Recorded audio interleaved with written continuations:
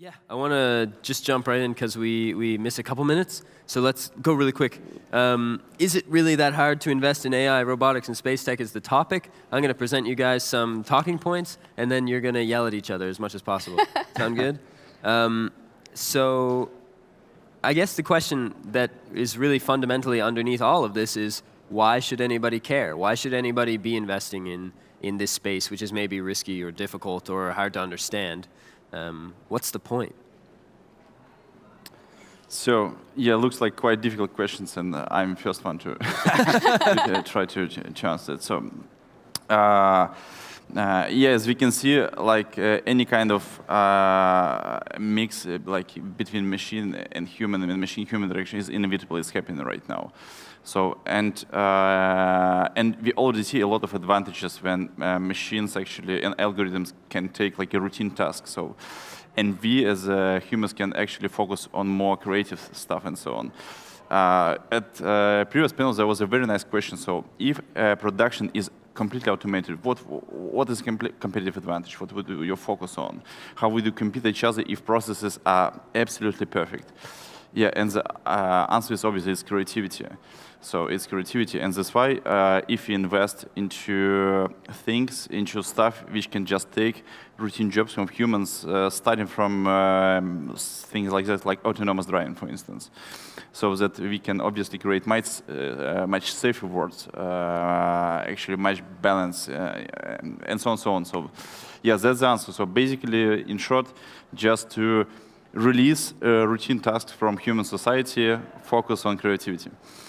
Yeah, and I'll just add to that. I think just out of necessity, I think AI is probably the most revolutionary technology since fire. And I think it's going to dramatically change the world. We have not even started, and I think I think we're lucky to be in this time, and I think we have the rare generational opportunity to invest in the future. And that's something you can hardly put a price on. And I think the people that make the right investments, technology, funds, intellectual capital will reap tremendous benefits for millennia, I think. Yeah. And then also, when you look at what investors are doing, we're getting in early in things that we think are going to have scale and going to have a significant return. Look at AI and look at the breadth of things that it's able to touch. As you think about companies like Cobalt Robotics, for example, which is producing indoor security robots, this is something that can have the kind of scale that can reach indoor offices around the country, around the world, and continue to grow as we get more indoor spaces. So when you see these kinds of things that have this kind of scale, and think about the kinds of problems, simple problems all the way to very complex problems that can be approached by AI and then in the physical realm by robotics, this is something that should be significantly attractive to investors as they're looking for both scale and return. Not being an investor, but I do work with investors and venture capitalists and startups a lot. I think, the challenge for any investor is to sort of recognize when it's according to Gartner hype cycle, when you're too early, you might lose, and when you're too late, you might lose, and when you're investing Absolutely. At the moment of the hype, you might also lose. So if you even think of what Apple did with iPhone and General Magic did in 1990, and you see that the same thing happened like that much earlier, but just completely failed. And you don't want the investor who thinks about these sort of futuristic technologies is often in the position that, is it too early?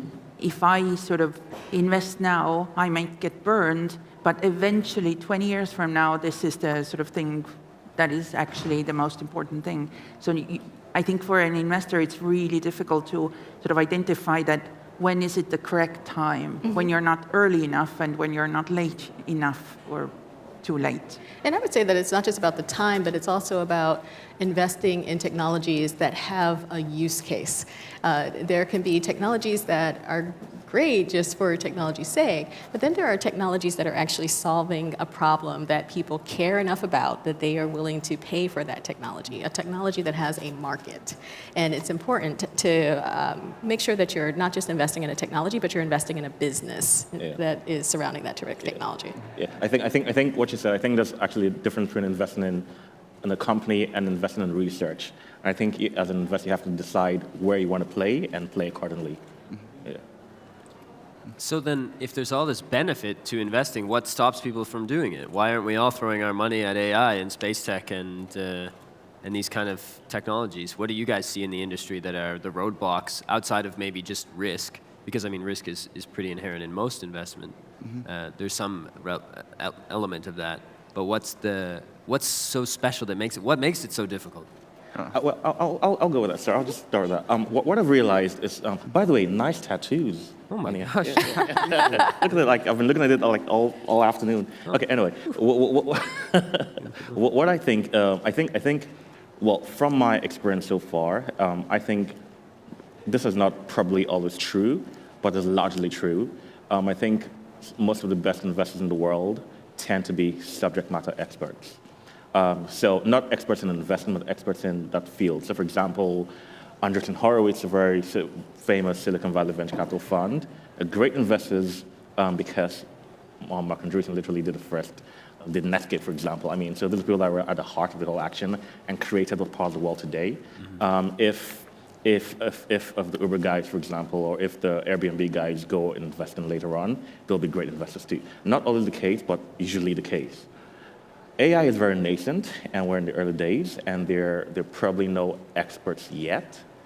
So that creates a challenge for investors trying to come up to speed real quick, so that we can just invest in the next big thing.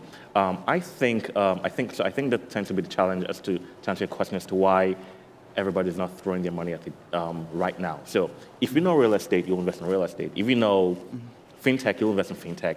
We're still getting to know AI, right? But the few ventures, like our venture, because some of the ventures that are really AI focused, are zooming in on that vertical and trying to learn as much as possible from the community, from professors, from the startup people themselves. And I think they have the opportunity to do that. But to answer your question, we're still in the early days, and that's why not everybody's throwing their money in it yet. Many people don't even understand what AI is. And many people don't even understand the different levels of AI and how AI actually does work.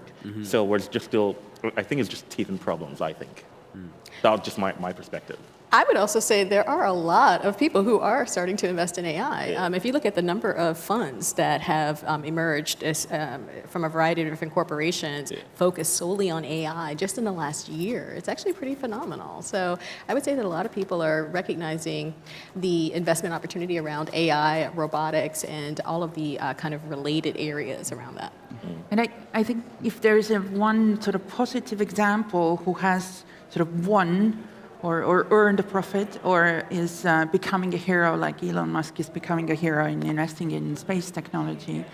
But if you look at that track that he sort of came, was it 2002 when he established SpaceX, and he put 100 million in there, and he was like bullied the whole time that he's mad and he's crazy and he's going to fail, but he actually has sort of made this industry also like a popular space where to invest by being who he is. And you probably couldn't ask for a better sort of investment target where there's a very committed person who is also very, very smart and very, very hardworking and has loads of money to actually build it to a certain stage. And only now it sort of is making barely profit. But it's very, very difficult to do such a sort of to find this kind of use case or an example if you don't have this kind of commitment and visionaries there. And I think these sectors are really challenging because of exactly that you have to have all of these circumstances working in your advantage.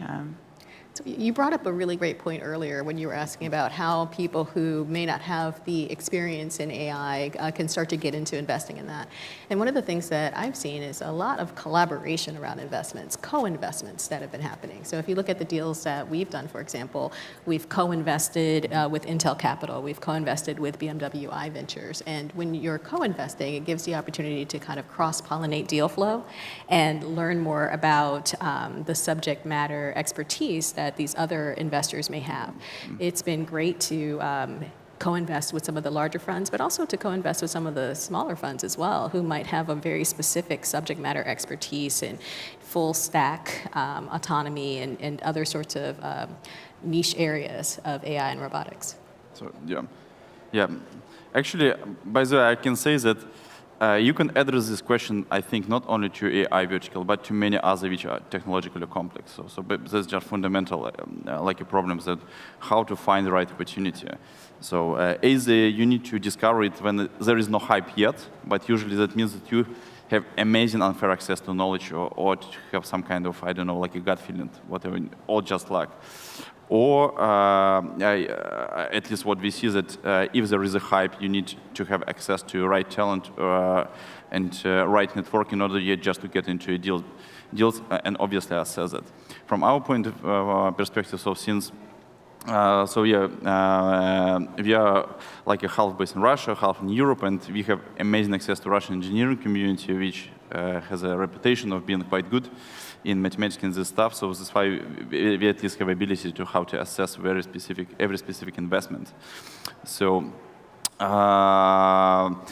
on the other hand, even if you can somehow technologically find out what has potential, what is not, there is always a problem of being of a hype that startups which can have access to any kind of money, valuations are going crazy actually. So valuations are going crazy, and what we see is that even in nowadays investment process is so easy that competition at VC market is insane. Even we see that family offices themselves, they started actually trying to invest directly rather than being like a limited partners in funds, just because they feel a way how to do this. They just hire some kind of data scientist and say, so please be our advisor and we'll just invest directly. That we would like to keep our hands dirty. So yes, and that's another problem actually, which absolutely is not related to like AI space itself. We're just talking about this right now because it's extremely hot topic in nowadays. Mm-hmm. So how do you differentiate hype from substance? Like how would you separate something that's just seeming to use a lot of buzzwords from something that seems truly investable? So you say how you would try to separate like some kind of stuff which is our hype, but which is not. So it's I would say it's a mix of many parameters, and very hard just to find out one or two very specific actually somehow check marks which you check and say. So just to give you statistics, so in a year we are like a mid-range VC firm. In a year we get more than 1,000 applications, and we invest into 5 firms. I'm sorry, and just into 5, just 5 companies. Mm-hmm. So you see that probability of investment is less than 1% actually. Mm-hmm. Obviously, if you just dive even a little bit into like a technology, that's basically would be personal advice to everyone who would like to invest into the space. If you just ask your, I don't know, friend data scientist just to take a look to a team, to a company, to what they do, that already would cut like 90% of what you get into your pipeline. Mm. So just 90%. And the rest is just more or less traditional. It's about a team, it's about actually progress, and also what personally we like, but that's our personal focus, our approach, we like laser focus. So we like teams who are not focused at actually stuff like things like that. Let's change entire economy, entire vertical, and so on. But in a very specific vertical, very specific focus, like application of machine learning, I don't know, for agriculture. So we have invested into a company which just does computer vision for fish farms. So we actually invested into a company which applies extremely complex machine learning techniques, but just actually in Netherlands, but producing just like a Fitbit, but for cows actually, for cows just to track how healthy they are, and they're extremely successful because the niche is relatively small, but they're the best one. That's what we do. Just find the very best in very small niches. Yeah, I think just answer your question about how you differentiate hype from actual substance. I think skill. I think personally just skill. So for example, if you're knowledgeable about fintech, for example. So imagine if you start a fintech company here in Estonia, for example, you sold to PayPal for $100 million, blah, blah, blah, and now you started your own fund and your own fintech fund. The type of questions you'll ask a startup are very different from the type of questions I'll ask a startup, because you have the skill there, and you've done it before, you've seen the inside outs, you've lived many lives, and you've exited or probably failed, doesn't matter, but you've been in that field and you know you've acquired the skills necessary from engineering to run a company, etc. And so I think that's a very big way you can differentiate from the hype from the actual substance. So when you ask this type of questions, oh, by the way, I mean skill on the part of the investor, right? Yeah. So the type of questions you ask the investor will just be substantially different, and they'll have more depth. And with that, you can use your own radar, depending on the depth of your skill, to filter out what is substance or what is hype. From my experience so far. Yeah. In that sense, like you said, you specifically said that your solution for the issue of lack of expertise in a field when investing is often collaboration. And if this is a direction we have to go, is there other things that investors could do better in order to solve that problem for themselves? Is there other ways we can overcome a lack of expertise in a field that's as complex as AI or space tech or these sort of things? Oh, well, I'll just a quick question. I think as investors we have to stop looking at ourselves as important. I think we fall into that trap of, oh, look at me, I'm a VC, you know. So what's your pitch? We're just normal people that are privileged and have the opportunity to invest in people's dreams, right? So I think we have to look at the world that way, and I think with that perspective, our investment processes will probably significantly greatly evolve. And I think the other thing will be to I think the other thing will be to get our hands dirty technically, or work with people that do have their hands dirty technically. So for example, if you don't have an AI background or probably an engineering background at all, it will help to at least read up on stuff and just go deeper and deeper and deeper to uncover different layers, day after day, month after month, year on year, either reading or talking with people, because I think that knowledge is really important to helping you make really, really interesting decisions. They be right decisions or wrong decisions, but you end up making grounded decisions anyway, I think. I completely agree with you on that. And the other thing, too, is that the startup is the customer. You're talking about diving in and really deeply understanding the area that you're investing in. Yeah. It doesn't just make you a good investor, but it also makes you better able to help the companies that you are investing in. Yes, and the investment relationship lasts much longer than the initial investment that you're making. I mean, you are really investing for the full journey with that company, and you need to be well equipped to be a value add to them. And that's going to be something that really shows how your interests are aligned between the investor and the company, so that you can both maximize the returns and the outcomes for the company. So yeah, what are the, you go ahead. Yeah, I can actually provide some kind of an analogy. So you don't need to go right now to Mars, for instance, in order to get an idea what does the weather look like, right? So, or what is the weight of sun, for instance. So you just use physics law and any kind of external signals you just observe. So, and if your observations are quite right, then you can find exactly what physical parameters are. So, and in the AI's vertical, it's the same. So, if you invest into AI startup, take a look who is there, what is the team. Are they in a Kaggle, for instance? If nobody, okay, why? So what kind of universities they actually graduated from? If from university which constantly produce like a specialist in machine learning, yes, that's okay. If some kind of degrees which are not related at all, then probably that's an issue. And if you just make, I don't know, like a list of even 10 points like that, then it's quite quickly will allow you just to find the right teams, I can say.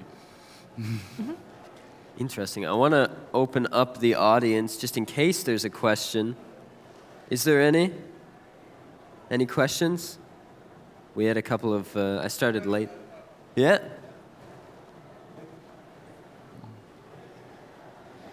Hello, Peter. Estonian, from Estonia. Maybe a bit broad, but my question is that, investors, money is the name of the game, to be in future also in business. If you don't invest, you might be out of business. And if we now talk about what the technology does, the automation, or it then allows you more hobbies and creativity and more free time. But investors talk about this nice talk, but if we see a reality, I mean, smartphones. Nokia used to have a slogan, connecting people. But about 4 months ago, UK telecom company published a report telling that first time in history, the number of calls or the duration of the people talking goes down. So if you watch people, they don't talk anymore. They are sitting in Facebook, and this is disconnecting people. So not sure you have a correct answer, but this is just a thought. You go for money and what this use case have, but it doesn't. And then you tell in parallel it improves humanity. It might not. There is a Finnish very famous band called Millionfold in English, starting with a question at how does stars smell or a bony moon? And do you hear children born here from the space? This kind of humanity and technology and investment. Bit broad, but I'm not sure. Do you have any thoughts? So yeah, I would pose the question like this. Okay. What about the cold hard cash? Investors want to see return on what they do. So as nice it is to say that it's important to invest for impact and hobby and that sort of thing, what's the mindset with investors in this space right now? Is it in that? Are they pushing towards? I think it comes back to what you said earlier, that investors tend to invest in something that they know. So if your money that you are investing is earned through real estate deals, then it's very long stretch for you to start investing into the sort of futuristic technologies. But at the same time, yes, there's like group of investors and angels who have pulled their resources and they formulate groups like bit angels or space angels, and they will only focus, and this is their investment portfolio strategy, they will invest into that space. And this is what they have decided. Even if they don't have this knowledge, they will outsource this knowledge, or one of them has this knowledge, is a lead investor. So the cold hard cash doesn't necessarily come in within like 5 years or 10 years. It might be that they are the ones who will get burned, but they in a way are the visionary investors in that space. And it doesn't necessarily have something really, really like highly futuristic about it. Like you were saying, it's like a Fitbit. So AI, robotics, and space tech, if you take it into like really tiny pieces or puzzle pieces, are really simple things that you do. My classmate actually has a space tech startup, and she is focusing on, her goal is to mine ice caps on the moon to produce water. And at the moment, she's just working on some robotics who can go out there and mine. And basically, she's working on a little tiny piece of this innovation. Yeah, I'll answer that by saying, great question, by the way. I'll answer that by saying, well, I'll answer it in two ways. You talked about the hard cash and talk about impact on humanity. I think for the hard cash part, Yeah, I think most investors are investing in it for that reason, and other people not investing in it for the financial returns are just investing in it for research purposes. So I think as an investor, you have to decide what part of the aisle you're on. Are you a research investor or are you a venture capitalist? So yeah, great part to decide. On the impact on humanity, I think I heard the last part of it, right? I think humanity is undergoing a redefinition. The previous definition of humanity was people sitting together by the fire, talking and playing, right? And I think now and in the future, humanity is being redefined, and we can fight it. We have to take advantage of it and embrace it. So, for example, our phones are right now without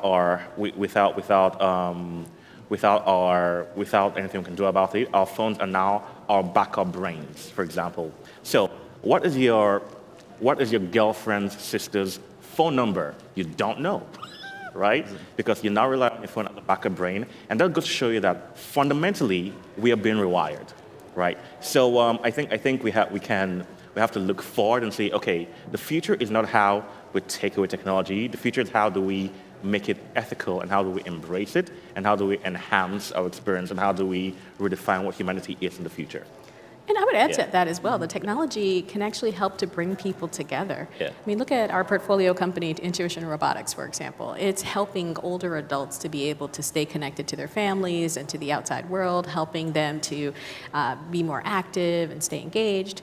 And also think about the kind of an alternative view of telepresence. A lot of times when we're thinking about telepresence, it's about helping people outside to be able to communicate with people inside of a space.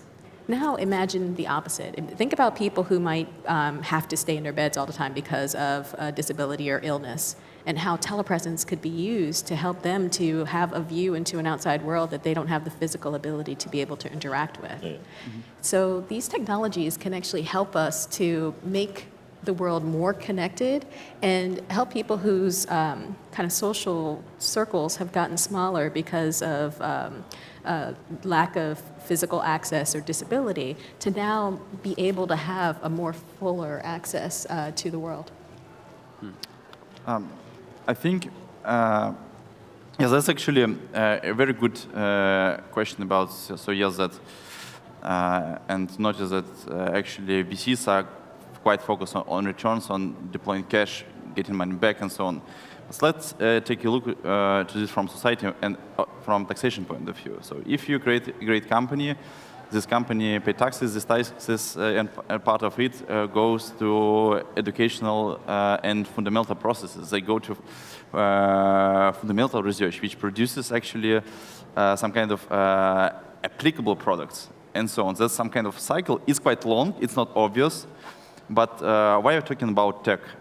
We're just talking about because in nowadays most cash just come from technological companies. Take a look to like a top 5 companies on NASDAQ, like Facebook, Amazon, you name it. So 10 years ago,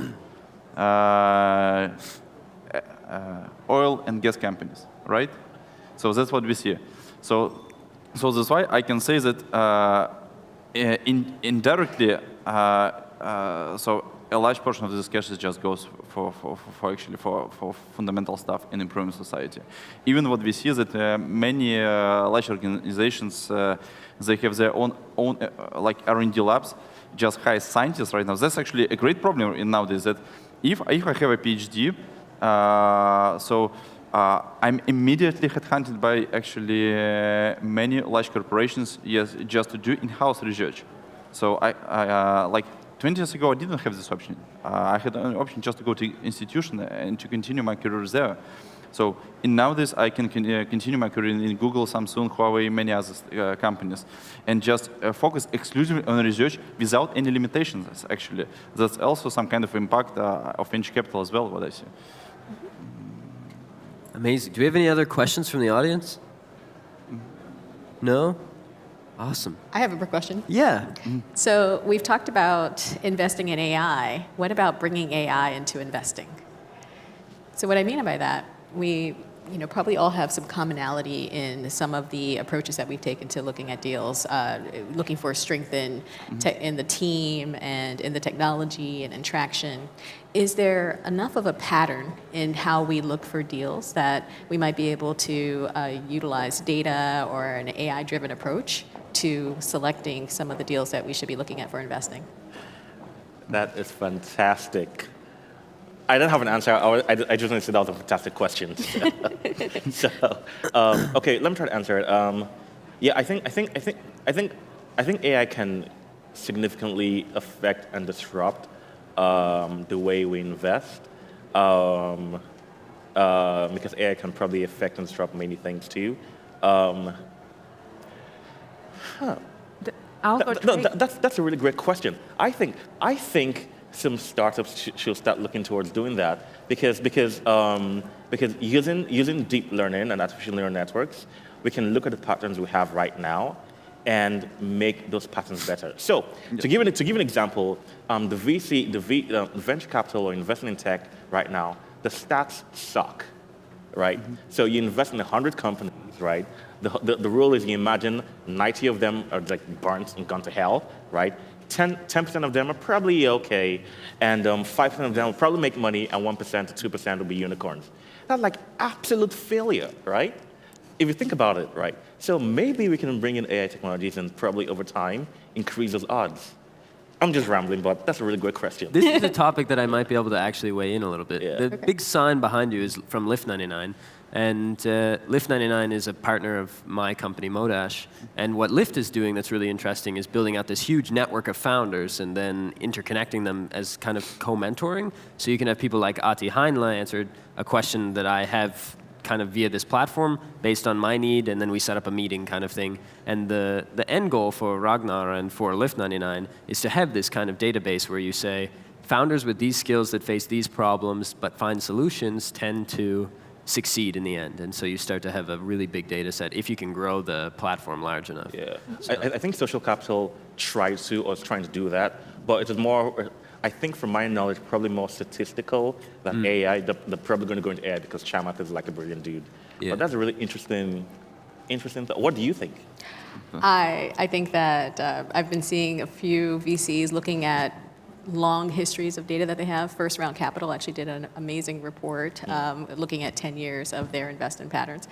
I also think that there is some repetition, and you look at the kinds of investments that have been made and the kinds of things that people have been looking for, and there are ways to quantify some of those decisions. So I do think that there is an ability to have an AI-driven approach and start to see the balance between how much of investing is art versus science. And we all get to lose our jobs, so that's great too. Awesome. Thank you so much, panelists, and thank you so much, audience. And that's the last panel on the Modash Discussion Stage today. Woohoo! Thank you. Good work. Thank you so much.